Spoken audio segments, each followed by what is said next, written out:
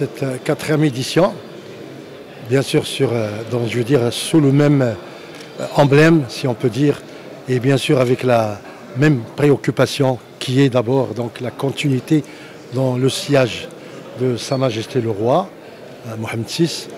Donc nous l'organisons parce que tout simplement à double titre. Au premier titre, c'est d'abord le 25e anniversaire de l'intronisation ou de l'accession au trône de Sa Majesté le Roi Mohamed VI. Ensuite, parce qu'effectivement, il y a un souffle inédit, tout à fait singulier, et je dirais même exceptionnel, si vous voulez, de regard vers les provinces du Sud, n'est-ce pas, après le projet grandiose de Sa Majesté sur l'ouverture, ce qu'on appelle l'ouverture stratégique, géopolitique, en même temps économique, humaine, du Maroc sur, je veux dire, l'initiative atlantique. C'est-à-dire qu'en fait, c'est la volonté aussi, donc, dans un souci de partage que Sa Majesté a toujours manifesté, c'est l'adhésion de certains pays qui sont enclavés, notamment les pays du Sahel, c'est-à-dire en fait une très grande partie de l'Afrique, Afrique occidentale et Afrique centrale, si on peut dire. Donc nous inscrivons dans cette continuité humaine, économique, stratégique, anthropologique, culturelle, religieuse même. Et évidemment, notre rôle, c'est outre évidemment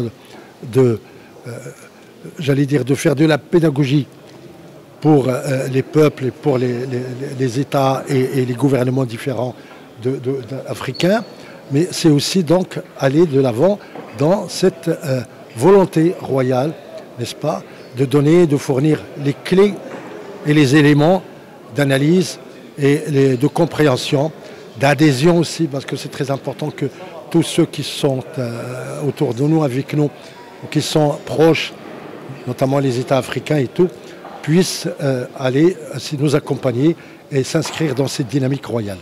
Et donc nous, notre rôle, Maroc diplomatique, ça a toujours été évidemment de faire cette pédagogie informationnelle, cette pédagogie inclusive qui associe un petit peu les peuples de la région, les gouvernements africains qui sont très proches ou qui sont moins proches peut-être et tout. Mais toujours est-il que nous, notre rôle, cette quatrième édition s'inscrit justement, non pas seulement parce qu'il y a le 25e anniversaire, si vous voulez, du règne de Sa Majesté, mais il y a aussi tout ce que le roi a réalisé, tout ce qu'il a projeté, tout ce qu'il a lancé, tout ce qu'il a accompli comme projet grandiose pour, je veux dire, inclure je veux dire, le Maroc dans une dimension continentale et internationale. Parce que l'Atlantique, c'est aussi donc intercontinental. C'est-à-dire qu'en fait, c'est sa véritable vocation, c'est d'être le relais de l'Afrique par rapport à l'Europe et par rapport aux Amériques. Je dis les Amériques parce qu'il y a les États-Unis, bien sûr, et aussi l'Amérique latine qui est très importante, n'est-ce pas? Et donc, nous sommes là pour, évidemment, réussir cette quatrième édition qui a déjà, vous le voyez, avec le nombre de participants, qui a déjà un succès évident, n'est-ce pas? Et qui va être un petit peu le tremplin, je dirais, je suis très ambitieux, optimiste, d'un renouveau un petit peu de ce qu'on peut appeler la diplomatie dynamique active du Royaume du Maroc. Cet événement est très important parce que tout d'abord, il se tient à l'occasion du 25e anniversaire de règne de Sa Majesté le Roi, Allah Yansro. Deuxièmement, il se tient dans une ville qui est chère à nos cœurs, Dakhla. C'est une ville dynamique, c'est une ville ouverte sur le monde, c'est une ville d'avenir. Et c'est comme elle a dit un des organisateurs, ou c'est une promesse pour le travail qu'on doit faire ensemble.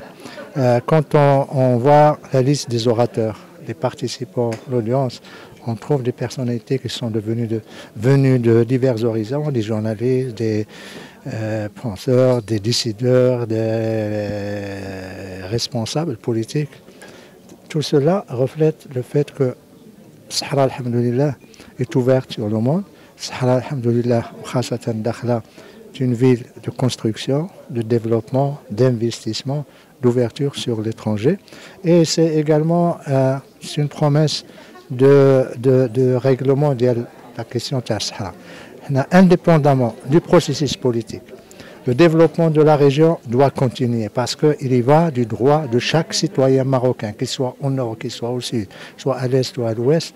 Il a le droit à la santé, l'éducation, la prospérité, un bon environnement.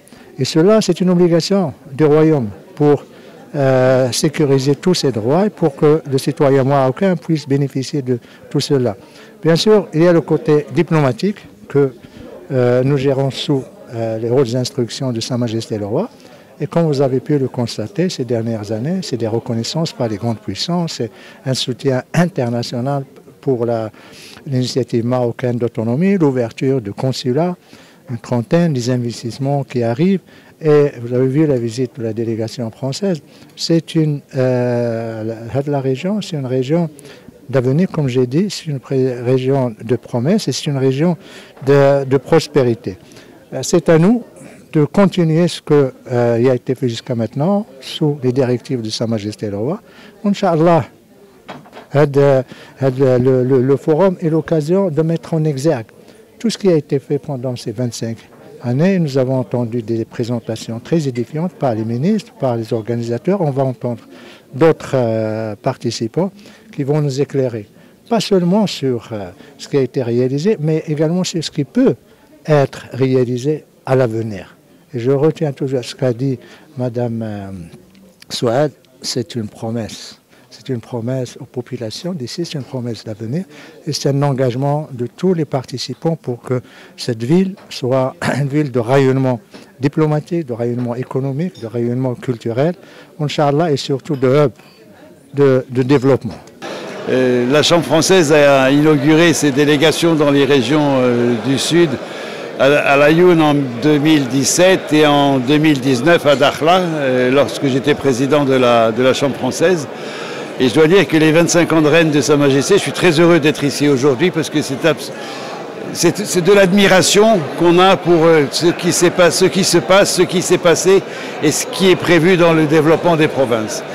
Donc pour moi, ça a toujours été une fierté d'être au Maroc.